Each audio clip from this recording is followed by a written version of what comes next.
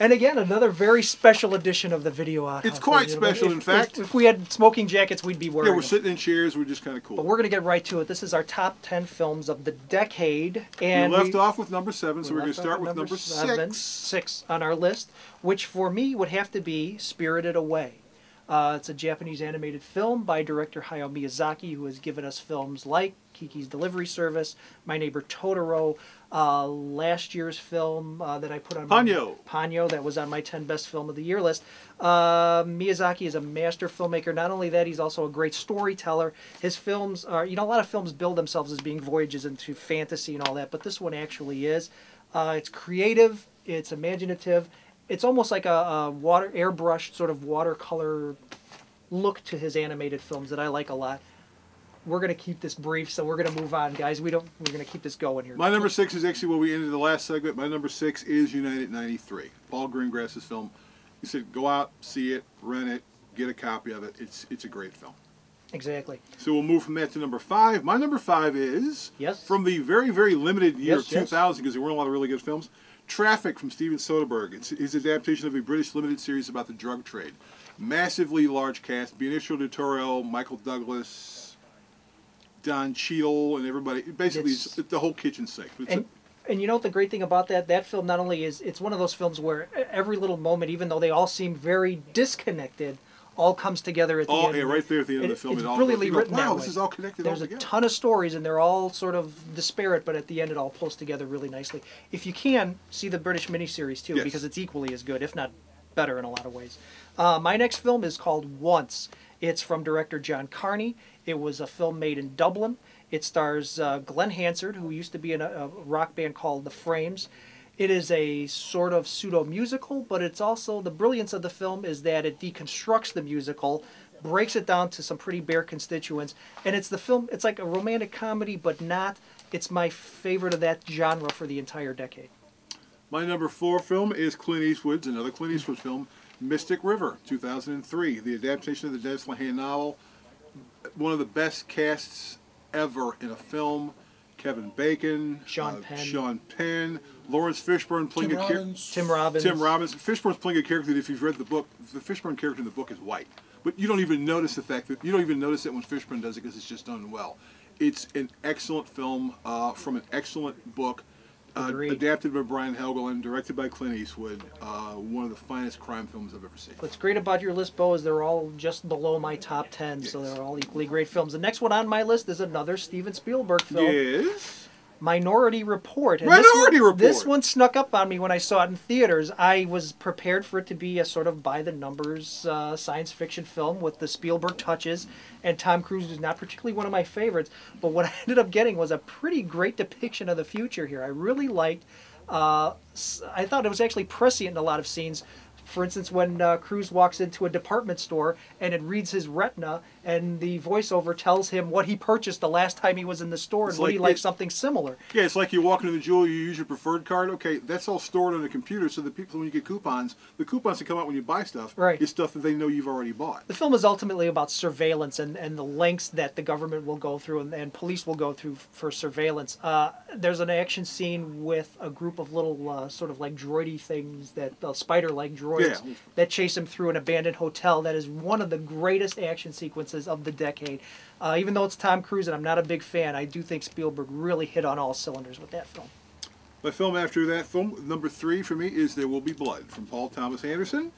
Daniel Day-Lewis' perfect performance, playing Mr. Plainview, who was with his son, and he wants to drink your milkshake. I drink your milkshake. I drink it up. Which you can use as a line if you walk into with a group of friends. Just say that line, and everyone goes, "Oh yeah, exactly, yeah." Perfectly shot, perfectly acted. Paul Thomas Anderson. There were a lot of films by there was at least 2 films by Paul Thomas Anderson in the decade. This was my number 1 out of those 2. The other film was Punch Drunk Love, which surprisingly has Adam Sandler and is actually a pretty good dark-ass film.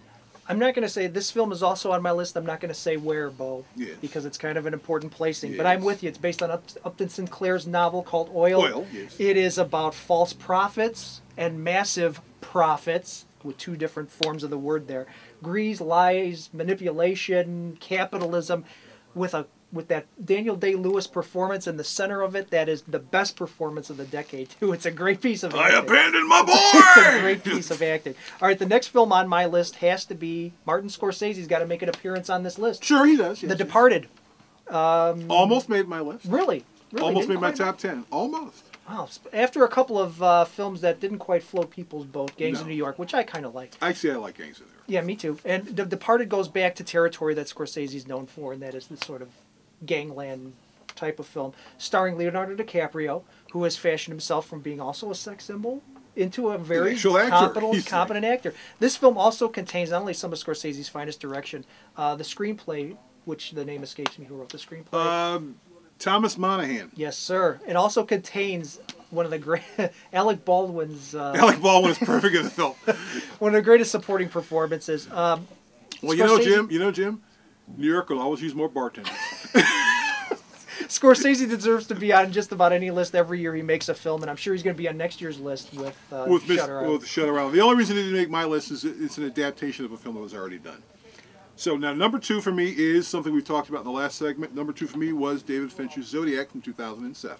An excellent choice, Bo. Thank you, sir. An excellent choice. The next one on my list is Eternal Sunshine of the Spotless Mind. The second best film of the decade, as far as I'm concerned. Michael Gondry, from a script by the great Charlie Kaufman. Yes. Kate Winslet and Jim Carrey. It's got this great combination of a high concept as well as humanity. It's the what if sort of idea of a company that can basically lobotomize the bad things out of your life, especially the lovelorn bad things out of your life, and the lengths we go to want to remove bad memories from our lives and how we sort of gloss over things. Jim Carrey's never been better. True. I think Gondry is a great director, and I also think Charlie Kaufman is such a brilliant writer. Charlie Kaufman he's also the guy who's never been photographed. Now we're at the point where we're at our number 1. So here it is, kids. Do you want to do number 1 first, or do you want me to do number 1? Go ahead, Bo. Russell. My number 1 film is Christopher Nolan's 2001 film Memento. On my list, but farther down. My favorite breath mint. It's a great film. It's about a man played by Guy Pearce who cannot remember what happened to him the previous day. He's got a memory problem, and so he's tattooing all this information all over his body. It's not told linearly at all, although if you buy the special edition DVD, apparently if you click on a certain thing, you can watch it in order. I never even thought about using that function because it works just fine backwards the way it's done. Perfect movie. Perfect movie. Nolan is carving himself a niche to be one of our finest directors, I think. The top of when I went through the entire decade, every film Nolan made was on that possibility list. Exactly. Well, Bo, number 1 on my list, the film we covered earlier, ladies and gentlemen, my number 1 film of the decade, There Will Be Blood. Paul Thomas Anderson, intelligent, stunningly intelligent, and it's a great portrait of a young country that's struggling through capitalism, religious and business values, with this great Daniel Day performance right in the center of it. And this perfect cinematography. There's one scene where they're sitting in the dark, and you know most people would have flooded it with light because it's dark. It's dark, and so you're only seeing the actors' faces, and you're going, but that's what it would look like. And so that's perfect because that's what it should be. It's a difficult film. A lot of people have a hard time getting through some of the longer stretches of it. Yes. Because it's dialogue intensive, but it's never less than completely compelling throughout, even when you don't necessarily quite get what it is that Anderson's trying to do in a scene. And then when you get to the end sequence, it's like, what the hell was that?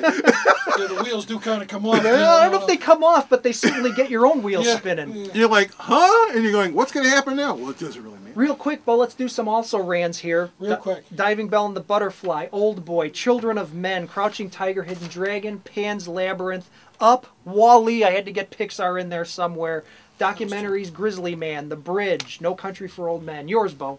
Almost Famous from 2000, The Wrestler, Into the Wild, 300, The Quiet American, Narc, The Deep End, Sexy Beast, Unbreakable, which grows on me every time I see it, Punch Drunk Love, like Sin City, Watchmen, Super Size Me, Good Night and Good Luck from George Clooney, No Country for Old Men, Crouching Tiger, Hidden Dragon, The 25th Hour, 21 Grams, and The Road to Perdition. And that's it, kids. So come back in 10 years when Bo and I will have our next segment. We'll be on walkers at that point.